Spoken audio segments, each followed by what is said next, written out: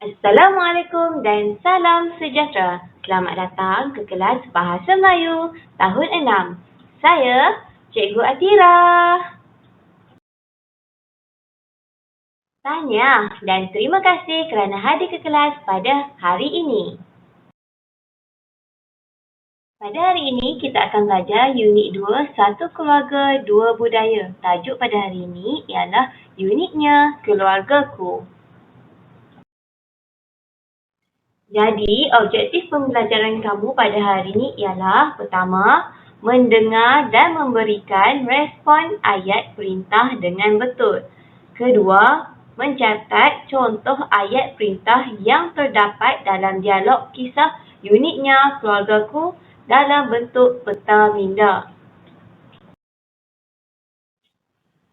Manakala kriteria kejayaan kamu pada hari ini ialah kamu berjaya mendengar dan memberikan respon ayat perintah dengan betul dan baik.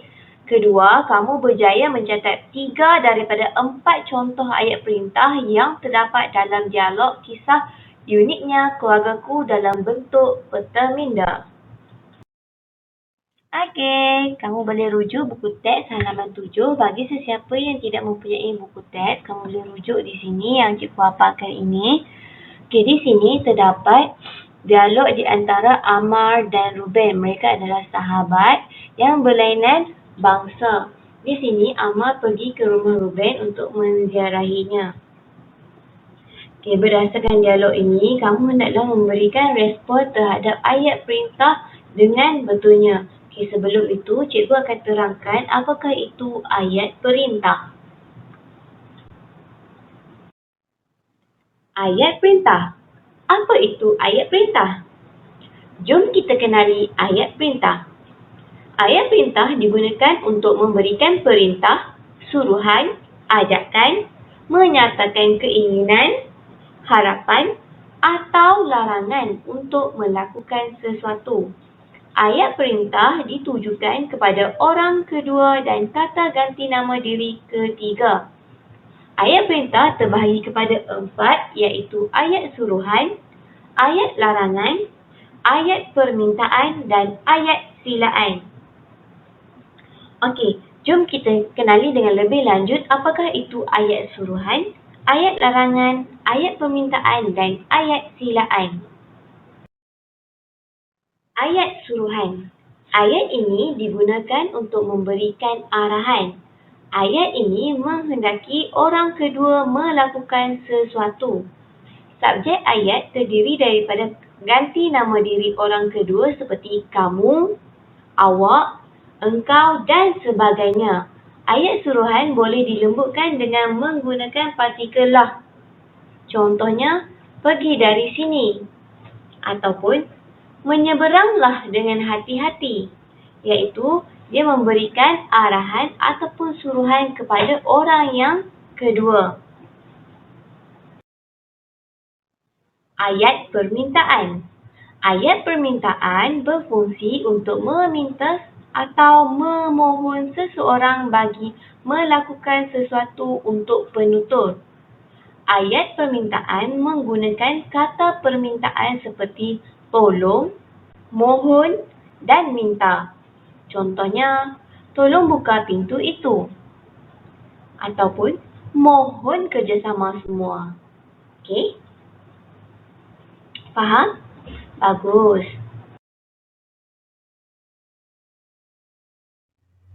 Ayat silaan. Ayat silaan digunakan untuk menjemput atau mempersilakan seseorang. Ayat silaan boleh dikenal pasti menggunakan kata silaan seperti sila, sudi dan jemput. Kata silaan boleh juga menerima partikel lah bagi menghaluskan perintah. Contohnya, sila masuk ataupun jemputlah makan. Ayat terakhir ialah ayat larangan. Ayat larangan ialah ayat yang digunakan untuk menghalang seseorang daripada melakukan sesuatu. Ayat larangan boleh dikenal pasti menggunakan kata larangan seperti jangan, usah atau tak usah. Ayat larangan juga boleh dilembutkan dengan menggunakan partikel lah. Contoh, jangan lari ataupun usahlah dikenang peristiwa lalu. Okey, faham? Bagus. Okey, kita sudah kenal apa itu ayat perintah. Maka, awak sudah bersedia untuk membuat latihan? Kalau sudah bersedia, boleh kita buat bersama-sama? Okey, bagus. Jom kita buat bersama-sama. Aktiviti pertama, iaitu memberikan respon terhadap ayat perintah dengan betulnya. Okey, berdasarkan dialog yang terdapat dalam halaman 7, kita akan membaca dialog itu kemudian memberi respon terhadap dialog tersebut. Okey, jadi jom kita mula. Uniknya keluargaku. Jangan malu-malu, Amar. Silalah rasa kuih bulan ini. Ini kuih tradisional kaum Cina. Baiklah, Ruben. Saya akan rasa kuih ini. Tentu semuanya sedap. Ini pula Morocco, iaitu sejenis makanan tradisional kaum India. Makanlah, Amar. Semua makanan ini dibuat oleh ibu saya. Wah, pandainya ibu kamu. Semuanya nampak sangat sedap. Tolong ambilkan album itu, Ruben. Saya mahu melihat gambar keluarga kamu. Harap kamu tidak keberatan. Sudah tentu. Saya akan ambilkan buat kamu, Amar. Gambar itu diambil ketika perayaan Tahun Baru Cina dan Deepavali pada tahun lalu. Lihatlah pakaian keluarga saya. Kami mempunyai pelbagai jenis pakaian tradisional seperti cheongsam, sari dan dhoti. Wah, betuahnya kamu, Ruben. Kamu sekeluarga hidup dalam dua budaya yang berbeza. Kamu dapat menyambut pelbagai perayaan dan menikmati makanan yang beraneka rasa. Seronoknya. Inilah uniknya keluarga saya. Okey, sekarang cikgu nak tanya kamu. Apakah yang kamu faham yang dikatakan Ruben itu inilah uniknya keluarga saya? Wah, pandainya kamu. Bernas jawapan yang kamu berikan. Betul itu. Ruben sangat beruntung kerana mempunyai ibu dan ayah yang berlainan bangsa. Jadi, Ruben dapat merasai pelbagai budaya. Contohnya tadi, Ruben dapat merasai makanan daripada kaum India dan juga kaum Cina. Ruben juga dapat merayakan dua perayaan yang berbeza, iaitu perayaan Tahun Baru Cina dan juga perayaan Deepavali. Ruben juga beruntung kerana dapat merasai pengalaman memakai pakaian tradisional yang berbeza bangsa. Jika kamu seorang Ruben, tentu kamu berasa seronok. Cuba kamu bayangkan.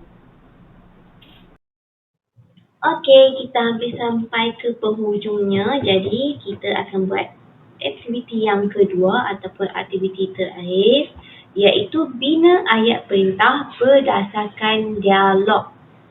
Okey, ayat perintah itu haruslah dibahagi kepada 4, iaitu ayat suruhan, ayat larangan, ayat permintaan dan ayat silaan. Bagaimana kamu hendak lengkapkan? Okey, kamu boleh cari ayat-ayat tersebut di dalam dialog ataupun awak boleh bina berdasarkan dialog. Okey, setiap jenis ayat itu cuma perlukan satu sahaja. Maksudnya, cikgu cuma mahu awak bina satu ayat suruhan, satu ayat larangan, satu ayat permintaan dan satu ayat silaan sahaja. Itu sahaja tugasan kamu pada hari ini. Boleh? Bagus. Bagaimana? Sudah dapat jawapannya? Kalau sudah ataupun masih belum dapat lagi jawapannya, kamu boleh lengkapkan latihan kamu dalam buku tulis tata bahasa. Hantarkan tugasan kamu melalui aplikasi WhatsApp ataupun melalui aplikasi Google Classroom kita. Kamu boleh upload di dalam Google Classroom kita. Okey, pastikan kamu menulis nama dan kelas semasa menghantar tugasan sekiranya kamu menghantar tugasan melalui aplikasi WhatsApp. Okey, sekian saja kelas kita pada hari ini. Kita jumpa lagi dalam kelas yang lain. Assalamualaikum dan salam sejahtera. Terima kasih murid-murid. Bye.